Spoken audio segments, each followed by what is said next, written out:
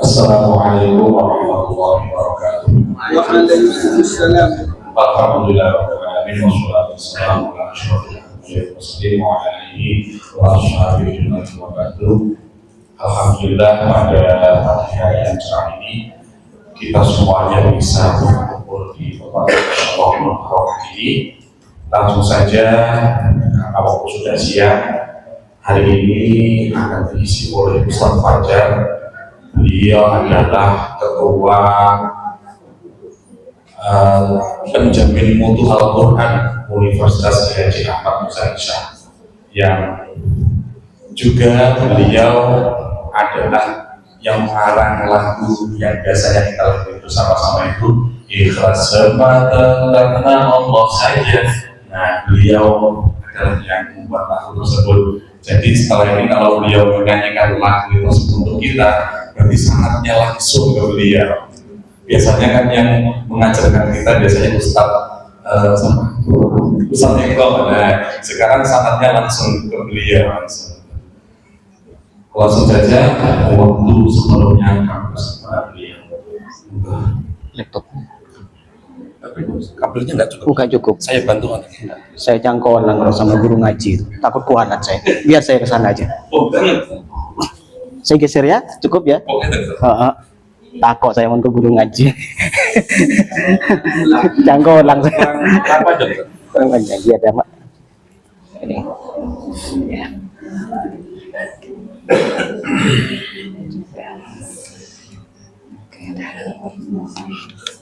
Cukup ya kayaknya.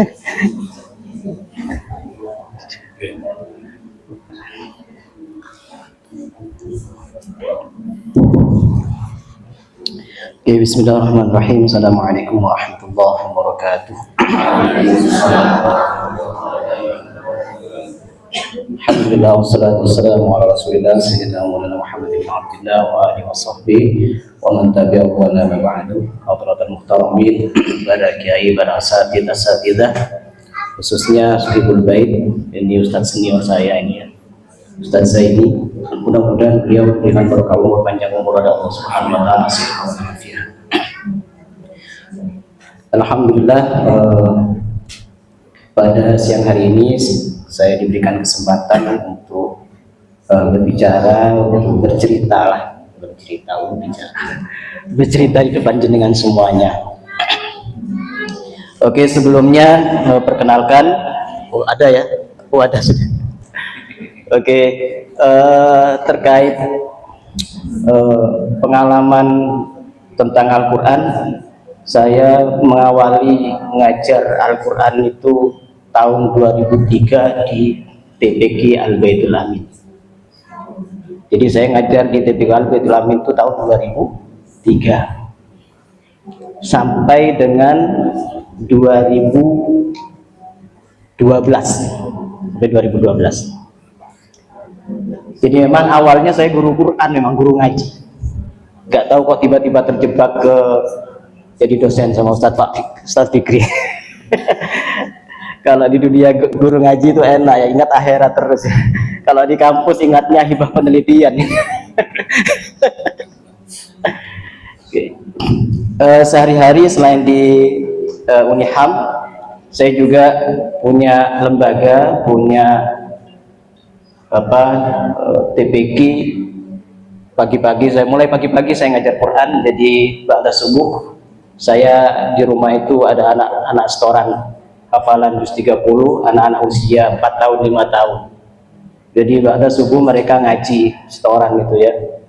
Ya anak-anak kecil-kecil itu yang belum bisa ngaji mereka setoran. Yang cewek-cewek ada yang pakai bedak, ada yang ketumbelaan bedak. Berarti ada yang nggak jelas gitu. Tapi mereka semangat. Kemudian jam 7 sampai jam 8 di rumah juga ada anak-anak ngaji itu pakai tilawat di PAUD. Jam 8 saya berangkat, mesti telat saya istiqomah. Kecuali Ustadz Fikri ini nggak pernah telat ini. Kemudian jam 8 sampai jam 3 saya di kampus. Kemudian jam nyampe rumah setengah 4 sudah ada anak-anak TPQ di rumah sampai jam 5. Ba'da maghrib ada anak-anak mahasiswa setoran hafalan sama setoran talaki tahsinnya itu, karena mereka mahasiswa Al-Qadiri wajib ngaji. Kalau nggak ngaji nggak bisa ikut KKN, nggak bisa ikut tugas akhir. Nah, itu sekilas tentang Al-Quran. Hari ini kok judulnya terlalu ini ya, Luteni, padahal ya biasa-biasa aja ya karena biasa di kampus jadi judulnya kayak gini. Bismillahirrahmanirrahim. Saya mengawali dari istilah TPQ. Nggak tahu ini yang mana yang benar ini. TPQ itu meskipun ada yang mengatakan TPA, pernah hilang di antara para asatid itu, antara TPQ ada TPA. Yang satu mengatakan Q-nya Quran, yang satunya A-nya Al-Quran. Apa bedanya Quran sama Al-Quran? Yang satunya katanya Quran itu isim mustaq, isim jamid, sehingga nggak boleh pakai al. Yang satunya mengatakan Quran itu mustaq, sehingga bisa dibentuk dan boleh dikasih al. Ya. Oh, itu biasa hilafiyah ya. Sehingga boleh pakai TPQ, boleh pakai TPA. Ya. Tapi yang di sini yang saya tanyakan adalah yang manakah taman pendidikan Al-Quran apa taman pengajaran Al-Quran? Karena dua hal ini akan menjadi berbeda dampaknya antara pendidikan Al-Quran sama taman pengajaran Al-Quran, mitinya. Karena pendidikan itu jelas berbeda dengan pengajaran. Oke, gampangannya kalau ngajar ya cukup ngajar, pokoknya bisa anak-anak. Anak-anak pokoknya bisa. Tapi kalau pendidikan enggak. Mereka tidak hanya bisa, tetapi baik. Betapa banyak anak yang bisa ngaji tapi enggak baik. Nah, kalau pendidikan itu baik ujung-ujungnya. Kalau pengajaran ya sewaktu itu aja, ngajar selesai bisa beres dah. Tetapi kalau pendidikan nggak bisa, mereka terus itu adalah kalau pendidikan. Jadi nggak cukup di kelas kalau pendidikan.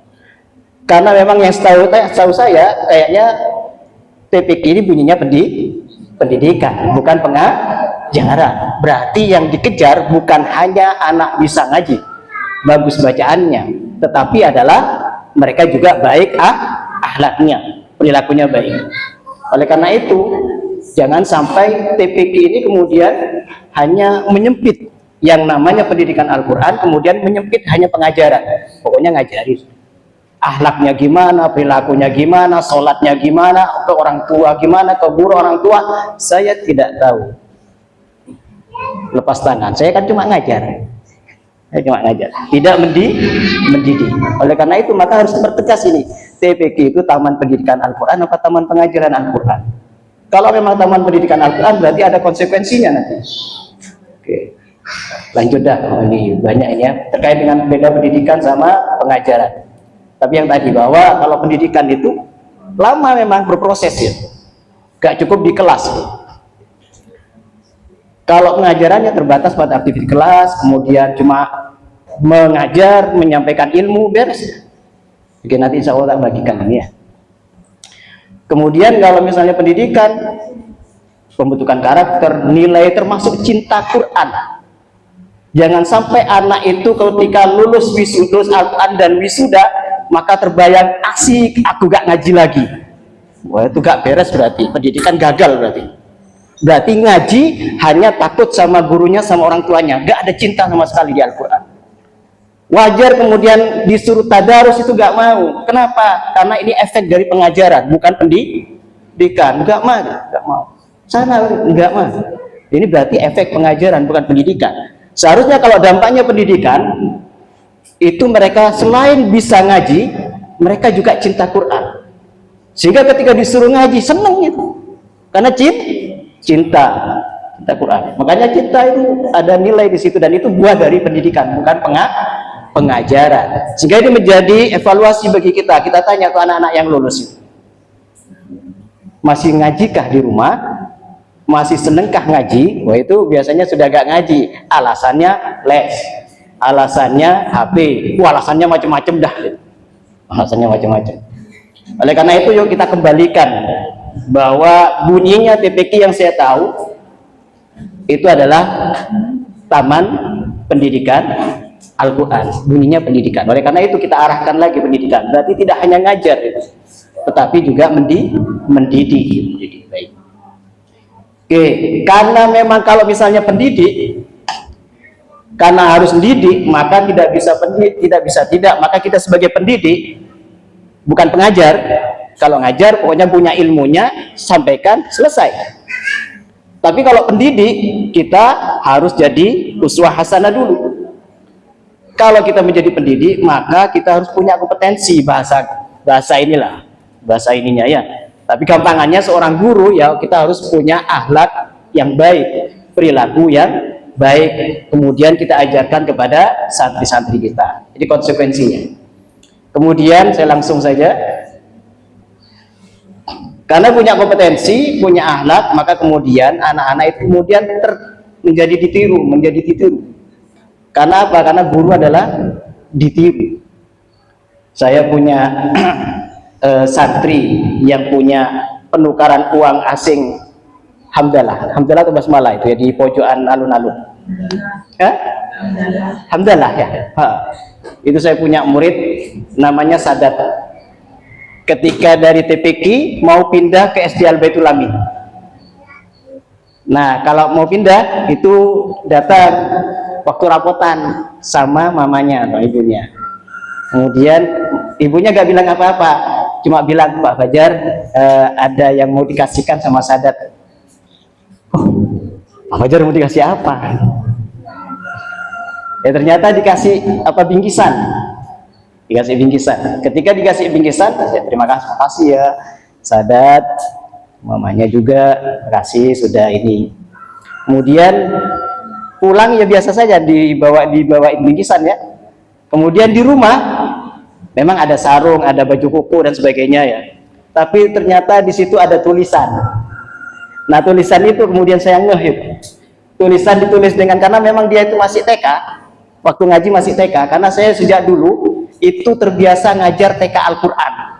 Jadi ibu lebu anak-anak children itu bagian saya itu, mesti itu. Katanya Pak Imam Syafi'i, Al-Baitul Amin ya. Kemudian Pak Fajar Bapak Imam, oh dikasih ini, ya gak ada lagi, sudah sampean banyak anak-anak itu. Nah, di tulisan itu saya ternyuh itu. Intinya tulisan, terima kasih Pak Fajar, sudah sabar menghadapi Sadat.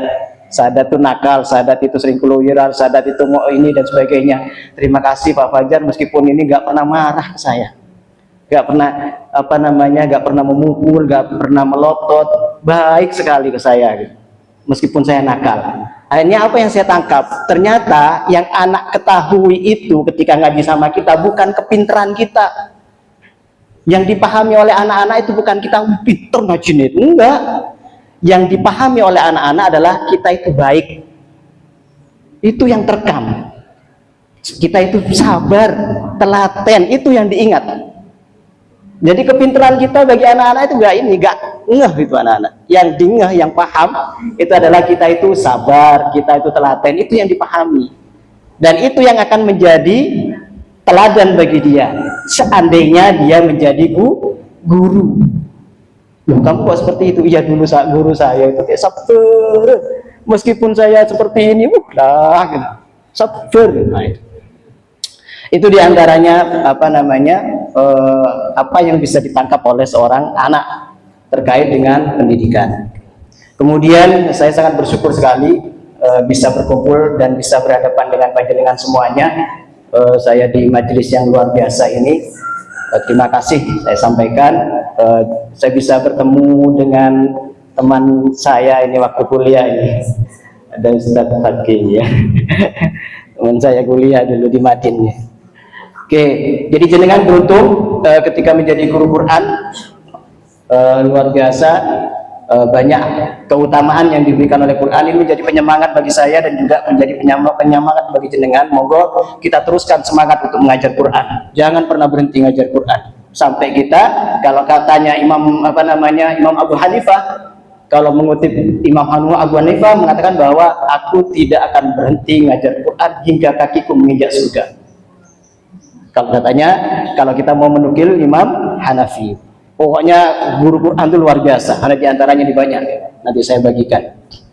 Kemudian guru Quran itu termasuk guru-guru yang luar biasa. Kenapa? Karena guru Quran itu dianugerahi rezeki yang besar oleh Allah Subhanahu Wa Taala. bahwa ini ada perkataan Sufyan bin Uyainah, man u'tiyal Qur'an famadda 'ainaihi ila syai'in mimma saghira al-Qur'an faqad khalafa al-Qur'an. Ketika seseorang itu, katanya Imam Ibnu Uyainah, ketika seseorang itu diberikan Quran, dalam arti dia sempat mengajar Quran, mengaji Quran, menghafalkan Quran, menekuni Quran, kemudian dia itu silau dengan yang lain, oh itu enak ya dapat sertifikasi, oh itu enak dapat ini tanahnya laku besar, sedangkan dia sudah bisa ngajar Quran, kemudian menghafal Quran, intinya dia sibuk dengan Quran, kemudian dia sibuk melihat nikmat lain, maka katanya Imam Uyainah, faqad khalafal Quran, maka dia orang yang menyelisihi, mengkhianati Quran. Kenapa? Alam tasma' qawlu subhanahu wa ta'ala wa laqad atainaka sab'an minal mathani wal Qur'anal azim. Sungguh Muhammad, kami berikan engkau 7 surat yang berulang-ulang, 7 ayat wal Qur'anal azim, dan Al-Quran yang agung. Sab'an minal masani al-Fatihah. La tamuddanna 'ainaika ila man matta'na bihi azwajan minhum. Kalau aku sudah dikasih Quran, maka jangan panjangkan pandanganmu ke yang lainnya. Apa kenikmatan yang orang lain memberikan? Jangan. Karena jenengan punya nikmat yang lebih besar, yaitu Quran. Apalagi kita cek nih di surat Ar-Rahman, itu hampir setiap nikmat itu ada kata fabi ayyi ala rabbikuma tukadziban. Tapi ada satu nikmat yang tidak di situ fabi ayyi ala. Apa itu? Kita cek coba. Ar-Rahman allamal Quran. Kenapa Quran ditaruh pertama itu sama Allah Subhanahu wa taala dibanding nikmat-nikmat yang lain? Kenapa? Quran itu nikmat yang agung, makanya disebut duluan. Allah mengenalkan diri Ar-Rahman allamal Quran. Aku Rahman yang ngajari Quran. Oleh karena itu para ustadz-ustadzah tadi jenengan kepanjangan tangannya Ar-Rahman. Oleh karena itu kita ngajar Quran ojo bengis-bengis. Kita harus niru sifatnya Ar-Rahman, Maha Pengasih. Maha Pengasih, kadang karena niru pengasih ya, nanti ke anak yang rajin bayar SPP-nya, nak bismillah. Tebak kata majar SPP. Duduk di sini. Kebayang SPP-nya nunggak 2 tahun. Itu ujian bagi saya di rumah. Itu 3 tahun sejak TPQ ada, itu ujian bagi saya.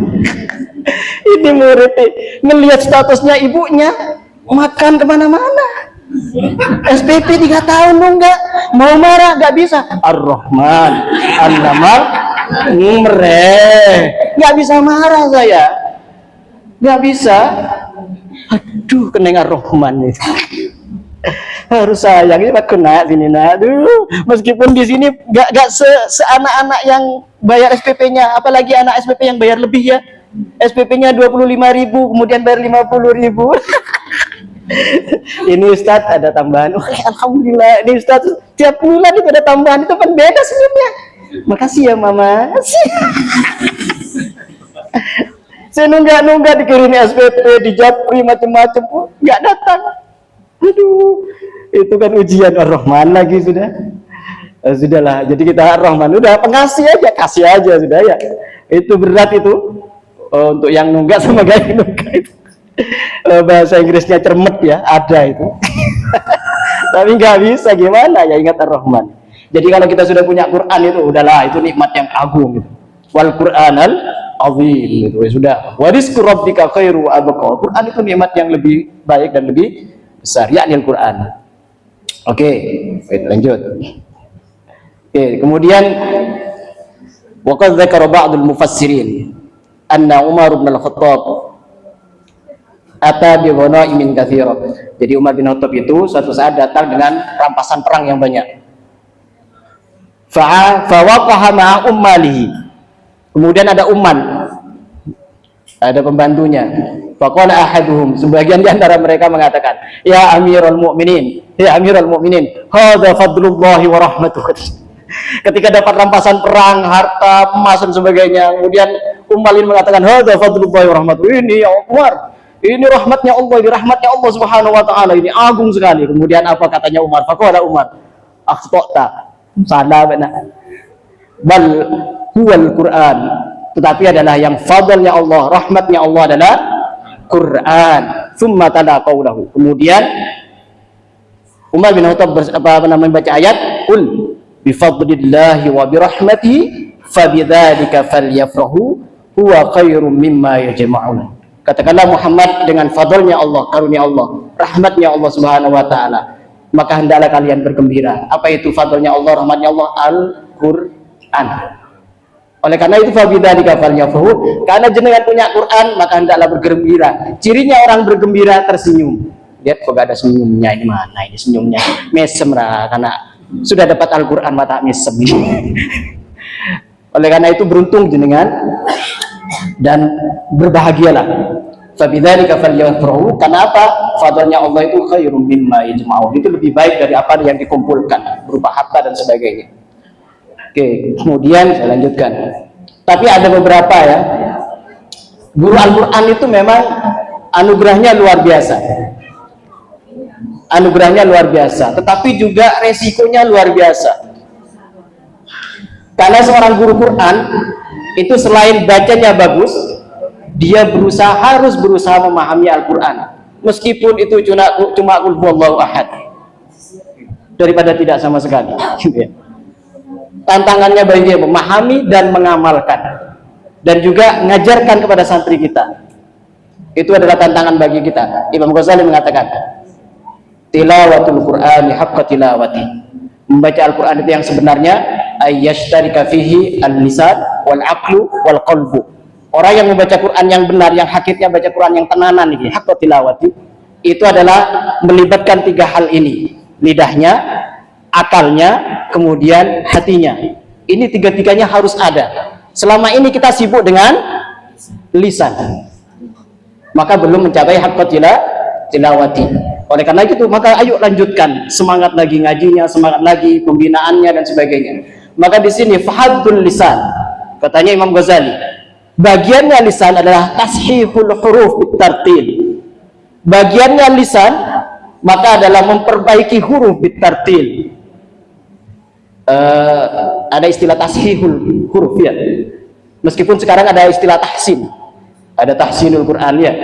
Jadi saya baru ngeh ini, kalau Yai Basori itu dulu ketika pas ngaji itu istilahnya tashih. Ternyata beliau mengambil dari istilah dari Imam Ghazali, tashih. Meskipun sekarang istilahnya tahsin Quran. Tapi memang lebih pas adalah tashih. Oke, tashihul huruf, hurufnya diperbaiki.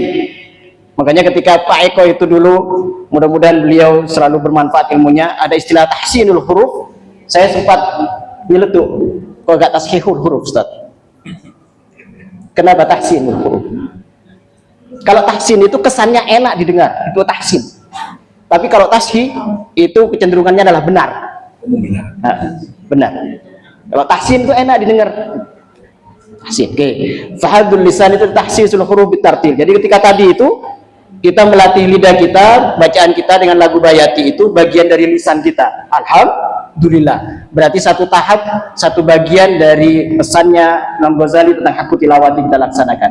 Kemudian haddul aqli tafsirul ma'ani. Kemudian bagiannya dari akal adalah memahami maknanya. Paling tidak surat pendek, surat Al-Ikhlas, Al-Kautsar. Kemudian sekarang kan ada lagu-lagunya, itu surat Al-Kautsar, surat Al-Qadar, itu ada lagunya, kita ajarkan ke anak-anak, kita pahami. Banyak itu ya. Nah itu berarti kita juga ngajarkan hakku tilawati sama anak-anak. Kemudian haddul qalbi al-ibtiat wa ta'assub. Kemudian bagian dari hati itu adalah mengambil pelajaran dan ada bekasnya. Dalam arti ada perbuatan yang tampak dari Al-Quran yang kita baca. Jangan sampai orang ngajar Quran kemudian kok perilakunya tidak sesuai dengan Quran. Nauzubillah min dzalik. Oke, kemudian resikonya kalau itu namanya pendidikan, berarti kita punya resiko bahwa kita harus berakhlak Qurani. Nah ini saya mau masuk di sini. Nah ini bagian dari apa namanya memperbaiki perilaku kita terkait dengan Al-Quran. Nah, itu bagian dari pendidikan Al-Quran. Nah ini adalah yang apa namanya dari awal ya. Kalau yang beredar adalah segala puji ya. Segala puji belum. Kalau yang beredar adalah ikhlas semata. Kalau yang dari awal sebenarnya dari sini ini.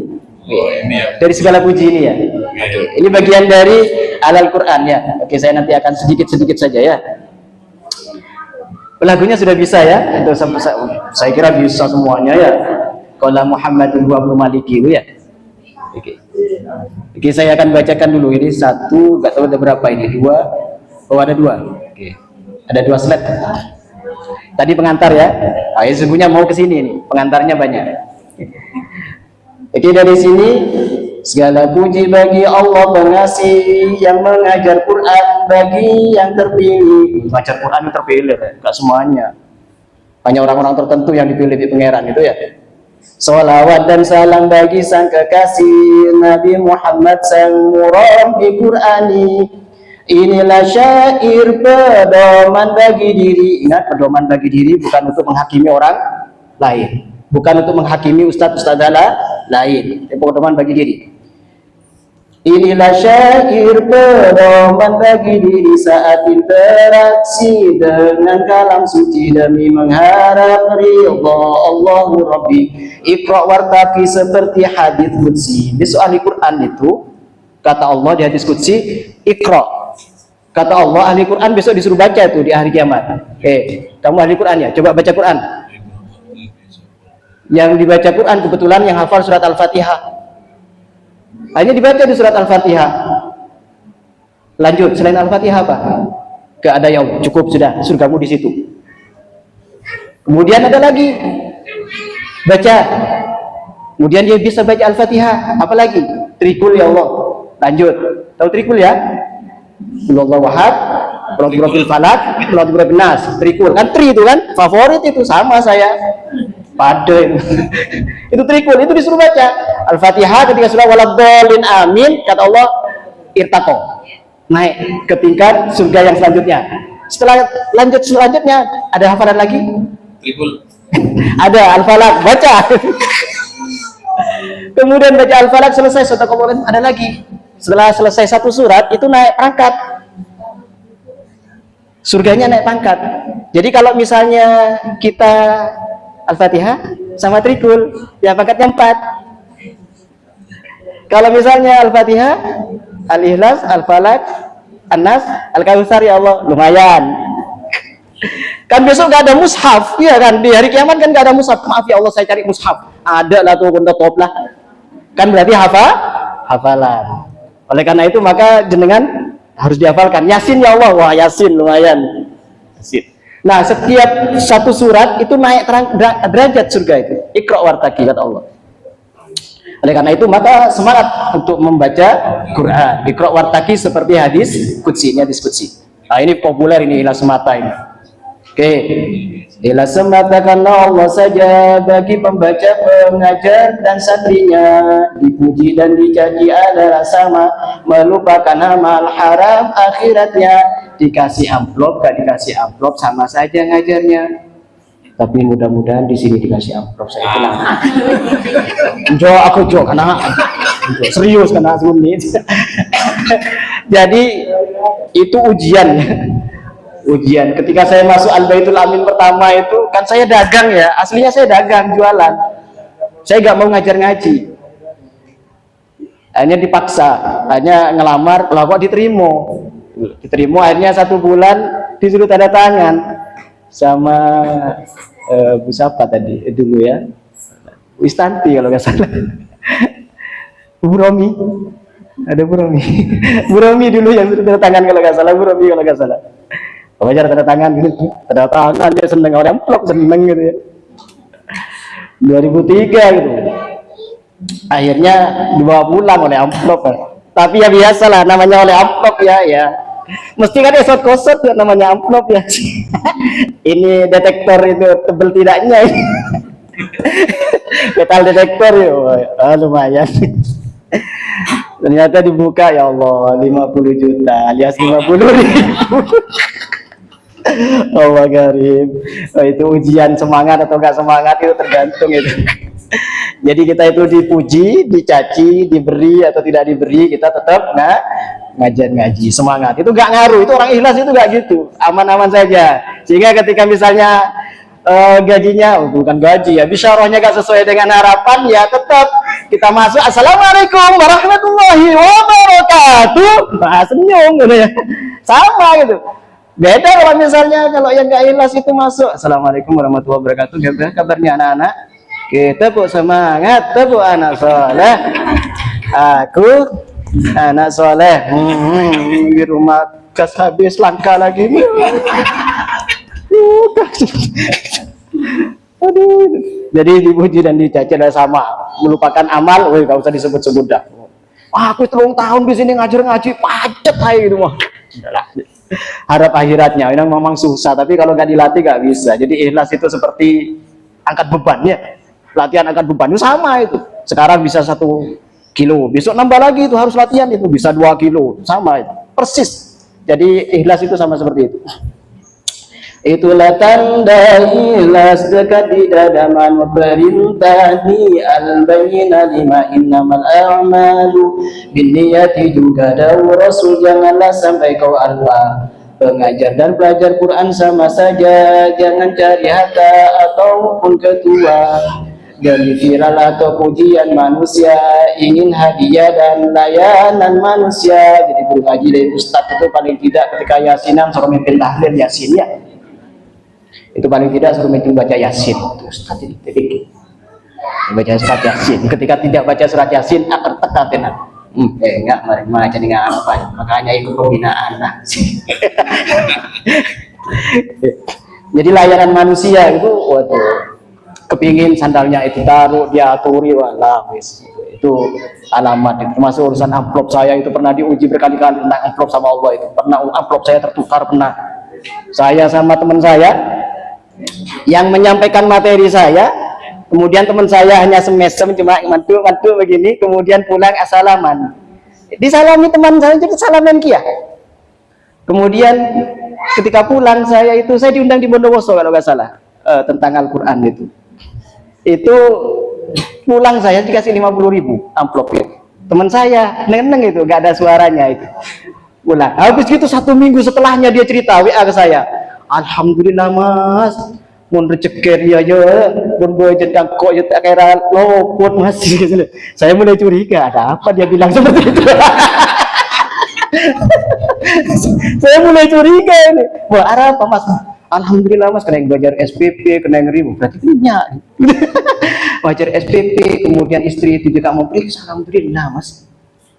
Habis gitu, boh, iya dah mas, ya syukuran lah. Baru kemudian setelah itu 2 hari atau 3 kali kemudian baru enggak WA saya mas, syukuran mas. Wah arah apa? Di dalamnya ada tulisannya untuk ustaz, katanya. Aduh mas, syukuran, aduh dari mana? Ya tadi, ya lah tak apa cekin apa najilah. Kemudian ada pernah itu saya juga ini pembinaan di mana itu ada, saya sering ke Bondowoso saya itu ya. Itu isinya bukan uang, nota bangunan semen sekian itu. Bondowoso nggak ada konfirmasi sama ustadznya. Aduh, itu ujian memang ya. Guru Quran itu seperti itu, memang harus itu. Jadi Al-Quran itu akan menguji pencintanya ya, bukan orang lain. Jadi Al-Quran itu pasti menguji pencintanya. Jenengan semua ini akan diuji dengan Quran ya. Mau tak sekarang, besok lekuna ya, pasti. Itu pasti. Hindari sombong karena banyak santrinya. Ini juga ya. Itu kumpul Ustaz. Berapa santrinya? Alhamdulillah sudah 200. Panas setengah. Alhamdulillah. Padahal guru saya itu tak sampai setahun itu murid saya sudah 350. Setengah panas itu. Itu bisa panasan itu. Panas teta itu setan bisa masuk ke situ itu bunga. Tepuk tangan itu ya. Panas kalau saya itu. Seminggu gitu baru masuk itu. Sudah saya tolak semua itu. Karena panasan itu ya, Masya Allah itu. Wah, guru Quran itu pasti ya juga sama kena penyakit hati ya, hati-hati. Hindari sombong karena banyak santrinya, jangan marah jika ngaji ke lainnya. Pindah ke titik lain. Ya dia disebut. Jangan sampai kita marah. Ya Allah tak terima, aku tak bawa kainmu aja. Ini bukan kata saya ini. Ini katanya Imam Nawawi. Saya hanya merubah ke bahasa Indonesia pakai seperti ini. Sehingga ketika kita ngajinya pakai karangannya ulama, saya keneng itu penceramahnya Kia keneng. Kita semuanya keneng itu. Enaknya gitu kalau kita itu ngaji berdasarkan ada kitabnya gitu. Yang kena itu bukan hanya penceramahnya, semuanya kena itu ya. Oke, jangan marah jika ngaji ke lainnya musibah besar. Atau ada kata seperti itu, kata Imam Nawawi, itu musibah besar itu. Kata saya musonifnya, menimpa pengajar jahid yang berjala. Itu sombong, kemudian ngebul. Biasanya itu kan saya punya murid itu kan anak-anak abata PAUD itu sebelum selesai pindah gitu. Dan mereka manggilnya Abi, ke saya itu Abi. Assalamualaikum Abi, Waalaikumsalam gitu. Meskipun nggak ngaji harus tersenyum, Waalaikumsalam gitu ya. Meskipun nggak ngaji itu ya. Meskipun pindah itu ujian hati kita itu. Oke. Pengajar Quran harus beralat mulia, wajahnya berseri, sabar berwibawa. Meskipun nanti saya betul berseri ya, Quran ini. Sabar ya, tenang ya, dia ngomong Quran cepat tua, berwibawa. Di antara pesannya guru saya agar kita berwibawa adalah bangun malam benar kemeh, bangun malam tahajud, bangun malam juga melak sudah Ustaz, saya sudah bangun malam. Bangun malam itu kemudian apa namanya salat, kemudian baca Quran. Itu akan membawa haibah bagi santri. Haibah. Mereka itu seneng tapi sayang sama kita, tapi ada sungkan. Sayang tapi sungkan. Kadang ada sayang ngelama ke kita, enggak.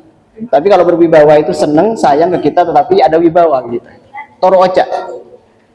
Kemudian bersih, tak berbau baju dan tubuhnya. Saya bawa parfum. Mana sudah di situ. Saya mesti bawa parfum itu. Saya pernah kena ini sama santri saya di TPK Baitul Amin di ruang atas itu. Kemudian waktu ngaji, kemudian ada yang namanya Septa itu anak mana sekarang Sukabumi ya. Kemudian Pak Bajar, iya apa? Pak Bajar gue ketek. Pak Bajar gue ketek katanya, aduh alah. Kira ya enggak lagi kira, tak harus. Lagi kira naga akan. Oke, bersih tak berbau baju dan tubuhnya, jauh dari hasud, ria. Dan hasud itu nggak suka kalau ada temennya dapat nikmat. Ria itu pamer, makanya ketika status hati-hati, niatnya adalah syiar. Kemudian ujub itu adalah bangga meskipun tidak ada hadapan orang lain. Yang berat itu ujub. Ketika kita bangun malam, Allahu Akbar, pacet engkau ini memang ahli tahajud. Itu muncul di hati, itu ujub namanya. Itu lebih lembut daripada ria. Merasa bangga, merasa hebat dikala kita sendiri, nggak ada orang lain. Ketika muncul seperti itu, lawan itu setan itu yang membisiki itu. Memang bacaan Quranmu itu bagus, nyaman didengarkanmu, itu ujub, hati-hati itu. Ketika kita sendiri ya. Kalau ria itu butuh orang lain, kalau ria itu butuh dilihat, butuh diperhatikan, butuh dikasih jempol, butuh dikasih like. Itu hati-hati. Kemudian tak merendahkan meski di bawahnya santri, siapapun juga, guru, ustadz yang baru ngajar, siapapun juga jangan merendahkan.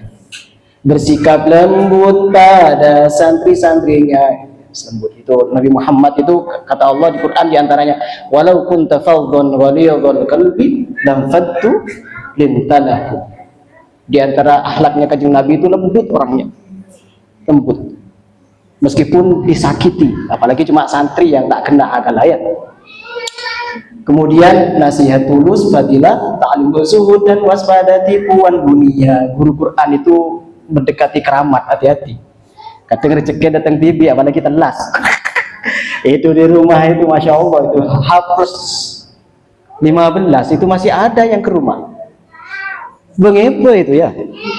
Namanya kita desa ya di Ajung itu, meskipun kata orang ada kota itu ya, itu bawa-bawa itu, kata istri, alhamdulillah bi minyak gak tuku katanya.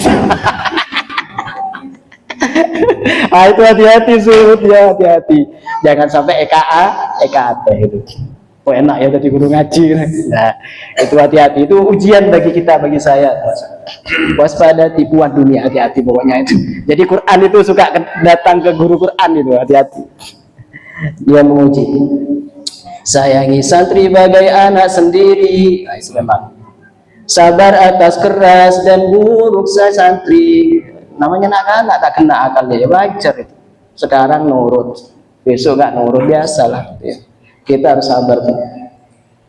Sayangi santri bagai anak sendiri, sabar atas keras dan buruknya santri, memaafkan kurang adabnya santri, ma yuhibba li nafsihi, hadis Nabi. Nabi, la yu'minu ahadukum hatta yuhibba li akhihi ma yuhibba li nafsihi. Kalau kita gak suka dilecehkan, jangan melecehkan. Kalau kita nggak suka sama anak yang kurang adab, kalau kita suka dimaafkan, maka maafkanlah, termasuk pada santri. Kita kan seneng kan kalau dimaafkan orang lain. Demikian juga anak-anak itu suka kalau dimaafkan. Ya dah, kemarin 2 santri saya main, karena di rumah ada anjunan gini ya, mainan anak saya merepotong. Aduh, katanya anak saya, Bi, itu boneka-bonekaannya sama ini kereta dorongnya patah. Siapa? Itu Mas Hari sama Mas Ana. Nah, ini dipanggil. Kira-kira kalau misalnya kalian punya mainan kemudian dirusakkan, gimana rasanya? Diam nggak menjawab, kemudian dia minta maaf. Oke, minta maaf meskipun anak saya agak gerundel, minta maaf lagi gitu. Tapi ya maafkan aja, namanya anak-anak. Jangan merasa agung di depannya, tawadhu sikap yang harus dijaga. Termasuk pada santri kita harus tawadhu, karena ilmu yang kita miliki itu titipannya Allah Subhanahu wa taala, bukan milik kita. Karena kita gak wajar mengandalkan, membanggakan apa yang bukan milik kita. Ilmu itu kan titipan Allah itu kan. Kita bisa ini titipan Allah semua, jadi itu bukan milik kita. Karena itu bukan milik kita, itu kan berarti gak wajar ya untuk menyombongkan sesuatu yang bukan milik kita. Datang pakai mobil, alhamdulillah kok di mobil. Di siapa? Tanggen, punya tetangga maksudnya. Kan lucu gitu ya, membanggakan mobilnya tapi bukan milik sendiri, tapi punya tetangga. Sama seperti itu, membanggakan Al-Quran kita, membanggakan bacaan kita dan sebagainya, dan itu bukan milik kita. Termasuk kepada santri, itu santri itu di depan Allah Subhanahu wa taala. Jangan merasa agung di depannya, tawadhu sikapnya bersiaga, meletakkan debu atas kepalanya. Abu Ayyub As-Sakhtiyani berkata, jadi ada ulama namanya Abu Ayyub As-Sakhtiyani, itu beliau sering meletakkan debu di atas kepalanya, ingin menunjukkan bahwa aku adalah debu, bukan siapa-siapa. Aku ini debu yang diinjak-injak orang. Aku bukan siapa-siapa. Sehingga banyak ulama itu kemudian di akhir kitab itu menulis di akhir Al-Fakir Aqdamut Turab. Kalau nggak salah Ahmad Muzaki Syah atau namanya Ahmad Siddiq, itu ketika nulis Dzikrul Ghafilin, bawahnya itu kalau nggak salah bahwa aku adalah ahqarul basar, seburuk-buruknya manusia juga seperti debu yang nggak ada artinya apa-apa di hadapan Allah Subhanahu wa taala. Termasuk kita mengajar santri bertahap penuh adab, menganjurkan ikhlas aqwal dan af'alnya, sungguh-sungguh niat benar muraqabah. Wah, ini bagi jalan wali ini guru Quran. Terpancar ma'rifah, hikmah dan barokah, ngajar yang sungguh-sungguh, niatnya yang benar, selalu dekat sama Allah, muraqabah, kemudian maka akan terpancar ma'rifah. Maka bagi guru-guru Quran itu punya potensi akan muncul ma'rifah di hatinya, katanya Imam Nawawi. Kemudian muncul hikmah, ilmu-ilmu yang sebelumnya belum pernah muncul, kemudian dimunculkan. Kemudian barokah, ini katanya Imam Nawawi. Mengajar fardu kifayah, hukumnya tak ada yang layak selain dirinya. Fardu ain kini jadi hukumnya, gugurlah dosa bagi orang lainnya. Jadi ketika kita ngajar, kampung kita gak ada yang ahli Quran, kemudian hanya kita, maka kita wajib untuk ngajar. Kemudian kalau misalnya satu-satunya kita, maka kemudian menjadi fardu ain. Gak ada lagi sudah di kampung itu guru Quran selain kita sendiri, maka kita fardu ain itu ngajar. Tapi kalau masih ada yang lain, itu gak masih fardu kifayah. Oke, baik, yuk kita coba ya. Moga bersama-sama. Bismillahirrahmanirrahim. Dua, tiga. Segala puji bagi Allah pengasih yang mengajar Quran bagi yang terpilih. Salawat dan salam bagi sang kekasih Nabi Muhammad sallallahu fi Qur'ani. Inilah syair pedoman bagi diri saat interaksi dengan kalam suci demi mengharap ridha.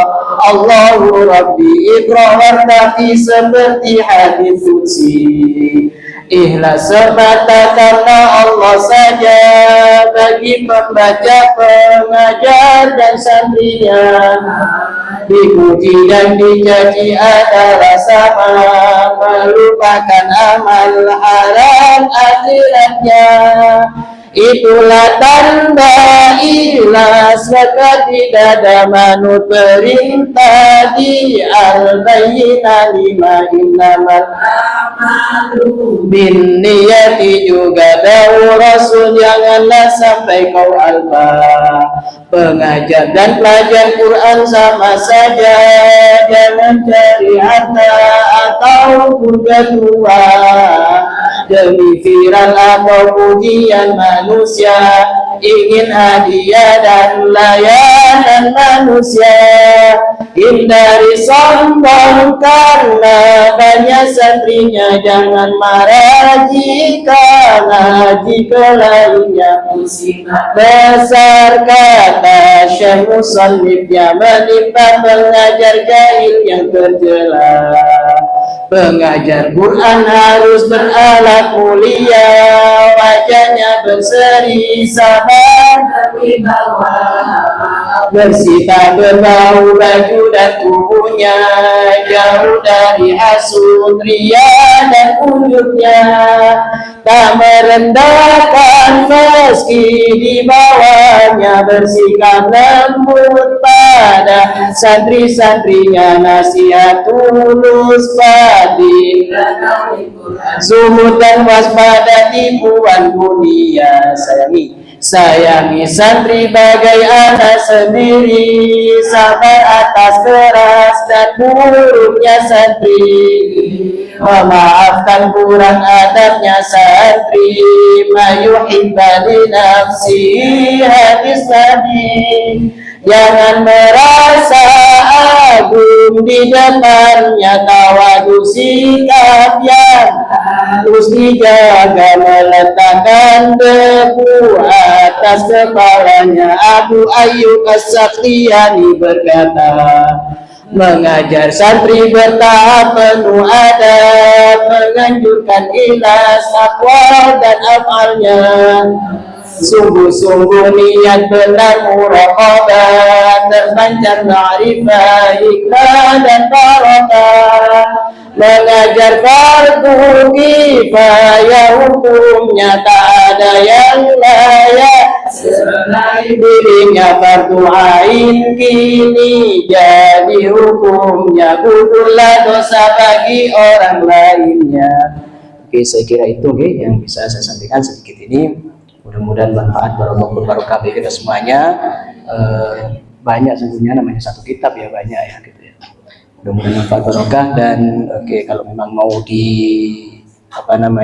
diterapkan, monggo silakan aja setuju. Qabil itu. Terima kasih, kurang lebihnya mohon maaf. Assalamualaikum warahmatullahi wabarakatuh.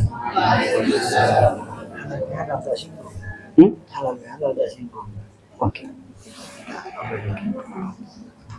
Oke, ada sedikit terkait dengan ini tadi sudah disampaikan ya sama Ustaz saya ini terkait dengan halal bihalal itu. Jadi ada biasanya kita kalau halal bihalal itu kan ada saling memaafkan ya, maafkan. Di di surah Al-Imran itu ada ini ayat pilihan ini ya.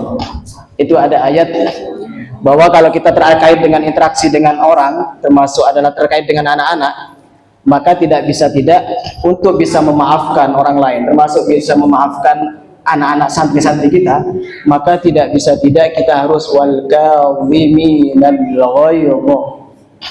Jadi kita harus menahan gejolak yang ada di hati. Ulama tafsir mengatakan bahwa wal kadhiminal ghaidh adalah seperti termos. Jadi termos itu seperti apa? Jadi meskipun di dalam itu panas, tapi di luar itu dingin. Jadi jangan sampai pecah gitu ya. Jangan sampai ditumpahkan. Jadi kita bisa memaafkan kalau kita bisa wal kadhiminal ghaidh. Kalau kita bisa menahan. Katanya psikolog, gak boleh menahan amarah itu. Kenapa? Karena suatu saat akan meledak. Konsepnya psikolog. Itu konsepnya psikolog, benar menurut psikolog. Tapi kalau konsepnya Quran tidak. Kenapa? Ketika Allah mengatakan wal kadhiminal ghaidh, ada ayat yang lain yang mengatakan bahwa mazaka minkum min ahadin illallah. Jadi Allah tidak akan bisa membersihkan, kecuali hatimu tidak akan bisa dibersihkan dari amarah dan sebagainya kecuali Allah. Sama seperti ayat wasbir wa ma sabaruka illa billah. Sabar kalian dan tidak akan sabar kecuali dengan pertolongan Allah. Sehingga dengan demikian al-ghaidh itu hilang nantinya. Ketika kita mengikuti perintah Allah, oke ya Allah, aku tahan amarahku dan aku berusaha memaafkan. Nanti ketika kita seperti itu, maka amarah itu akan dihilangkan sama Allah Subhanahu wa taala. Kalau konsepnya psikolog tidak, itu akan meledak suatu saat. Tidak, kata Allah, ikuti perintah Allah. Ya Allah, aku sudah menahan amarahku. Maka suatu saat itu akan dihilangkan oleh Allah Subhanahu wa taala. Dengan apa? Dengan sholat kita, dengan bacaan Qur'annya, itu akan hilang. Kan nggak mungkin orang salah sholat itu marah-marah itu kan. Ngimami itu, Allahu Akbar, alhamdulillah rabbil alamin, maliki yaumiddin, ada cermetnya masih ya. Nah itu akan hilang itu. Baru ketika kita mampu wal kadhiminal ghaidh, maka kemudian kita baru bisa wal afina 'anil nas. Baru kita bisa memaafkan orang lain. Tapi ada lagi yang terakhir, bahwa maaf itu memang bagus, tapi ada tingkatan yang lebih dalam dari maaf. Katanya Quran, karena saya orang Quran. Di Quran itu katakan wa'fu wasfahu, kata Allah terkait kasusnya Mistah. Ketika menegur Sayyidina Abu Bakar, memaafkan itu bagus. Ketika Allah menegur Abu Bakar terkait dengan kasusnya Mistah, sepupunya, karena Abu Bakar ini lampau, Abu Bakar ini kaya raya, tetapi sampai Abu Bakar ini mensubsidi saudaranya sepupunya ini namanya Mistah ini. Karena Mistah ini yatim sejak kecil, akhirnya disubsidi oleh Sayyidina Abu Bakar Siddiq sampai besar, sampai dewasa. Nah, ketika dewasa disubsidi macam-macam, ternyata ada kasus putrinya Sayyidina Abu Bakar, yaitu Sayyidatuna Aisyah. Sayyidatuna Aisyah difitnah zina dengan sahabatnya Nabi. Yang memviralkan siapa? Yang memviralkan ternyata sepupunya Sayyidina Abu Bakar, yaitu yang namanya Mistah. Hanya terdengar oleh Abu Bakar, dipanggil lah. Kalau bahasa kita ditolong tanya, apa benar engkau Mistah yang memviralkan? Kalau bahasa kita ya, dia Mistah itu. Hai Mistah, sejak saat ini subsidi aku tarik. Beras gak ada, minyak gak ada, maisha gak ada sudah. Gara-gara kau memviralkan, tahu kan bahwa Sayyidatuna Aisyah itu adalah istrinya Kanjeng Nabi dan dia itu adalah putriku yang aku cintai. Nah, engkau memviralkan. Kan saudara berarti kan? Kerabat kan? Nah, kerabat itu memang memaafkan berat ya. Kalau memaafkan tetangga, Mbak sebetulnya singkatan ya Mbak, ya sami-sami Mbak. Aduh, enak, tapi coba kalau kerabat, berat gitu ya. Sakit hati cekak itu. Apalagi pas ada warisan, pembagian toko, pembagian cekak itu. Itu Sayyidina Abu Bakar itu kemudian memutus, gak ada subsidi, sudah ambu. Kemudian turun ayat itu, wala ya'tali ulul fadli minkum was-sa'ati. Kemudian wala ya'tali, jangan kau sumpah Abu Bakar, ulul fadli minkum, kau orang yang punya. Kemudian ala tuhibbuna ayyghfirallahu lakum, wahai Abu Bakar, tidakkah kau ingin Allah itu mengampuni dosamu? Kemudian ayat ini kemudian dibawa oleh Kanjeng Nabi kepada Abu Bakar. Kemudian dibacakan kepada Abu Bakar. Wala ya'tali ulul fadli, barusan ada ayat turun. Gara-gara kau. Gimana ya Rasul? Wala ya'tali ulul fadli. Itu memang sumpah Abu Bakar. Sumpah aku. Demi Allah. Enggak, aku tarik itu dah. Hanya kemudian dibatalkan sumpah itu. Wala ya'tali ulul fadli. Wala yahlifu, katanya tafsir Jalalain itu. Jangan sumpah. Jangan sumpah. Kemudian orang yang memiliki kekuatan, kekuasaan, punya harta dan sebagainya, tetap kasih. Kemudian ada ayat ala tuhibbuna ayyafirallahu lakum. Kemudian Abu Bakar terdiam. Apa benar ya Allah? Apa ya Rasul? Allah dawuh. Ya benar lah, aku kanjeng Nabi kok. Oleh karena itu aku ingin diampuni dosanya oleh Allah. Oleh karena itu sejak ayat ini turun ya Allah, ya Rasul, akan aku berikan subsidinya lagi. Akan aku berikan subsidi lagi. Wah, itu luar biasa sih Abu Bakar ketika ayat turun kemudian disuruh ngasih. Kalau kita mikir itu ya, asik ada, berbuku tambah pas berapa pasal lu ada, sik lah. Ya sepore tape, pasti ada tapenya itu. Itu kalau sama kerabat tuh keponakan, sama saya pernah itu. Ketika saya baru paham ayat itu, ternyata saya diuji itu. Ponakan saya, nipu saya 21 juta, masya Allah. Merela Al-Quran. Makanya saya bilang, Al-Quran, ingat, hati-hati jenengan akan diuji dengan Quran itu sendiri suatu saat. Sehingga kemudian kita akan tahu cintanya kita ke Quran itu seberapa dalam. Jadi cinta kita kepada Quran akan diuji. Di mana cinta yang tidak diuji ya? Ke suami aja diuji, ke istri aja diuji cintanya, apalagi cinta ke Quran gitu ya. Itu pasti diuji. Oleh karena itu maka fal ya'fu, katanya Allah. Maafkan. Kalau maaf itu masih ada itu. Sisa itu masih ada. Cermat itu ini masih ada. Itu namanya maaf. Namanya orang nulis di papan tulis itu atau di buku, ketika dihapus ya, itu kan masih ada lampet saya. Nah, itu namanya maaf. Ki beda lampet. Itu maaf. Ketika orang yang pernah nyalai kita lebat, itu mesti ada iya. Itu masih ada, berarti ada sisa. Itu Quran itu gak main-main, itu serius itu ya. Makanya oleh ulama tafsir mengatakan maaf itu memang dihapus, tetapi namanya dihapus itu masih ada. Gak bersih.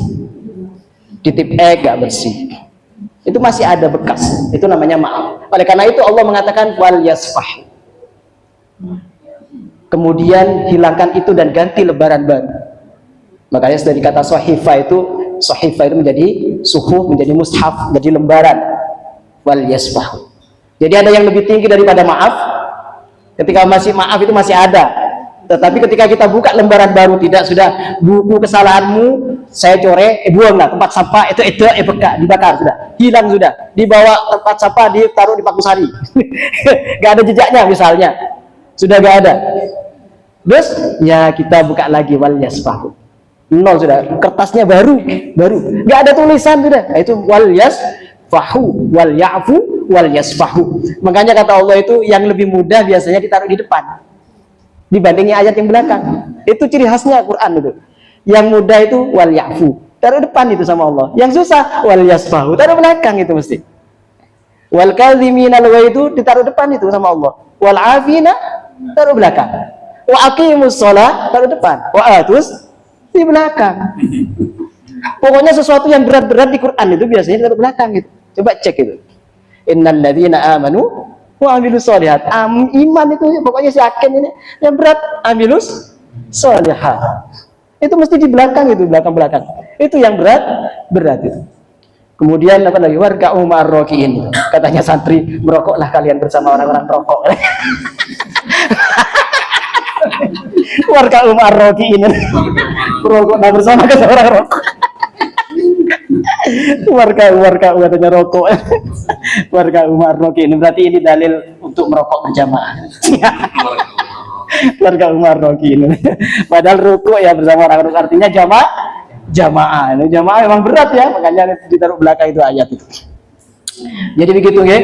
Jadi untuk bisa memaafkan kita harus menahan diri. Kemudian baru ketika bisa menahan diri baru kita bisa memaafkan. Memaafkan itu ternyata ada yang lebih tinggi. Yaitu karena apa? Karena memaafkan masih ada sisa.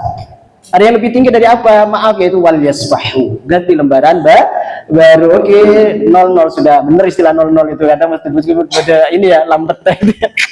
Wal yasfahu ala tuhibbuna yaghfirullahu lakum wallahu ghafurur rahim. Oke, kemudian lembaran-lembaran baru, hubungan kita lembaran baru tidak ada lagi sudah.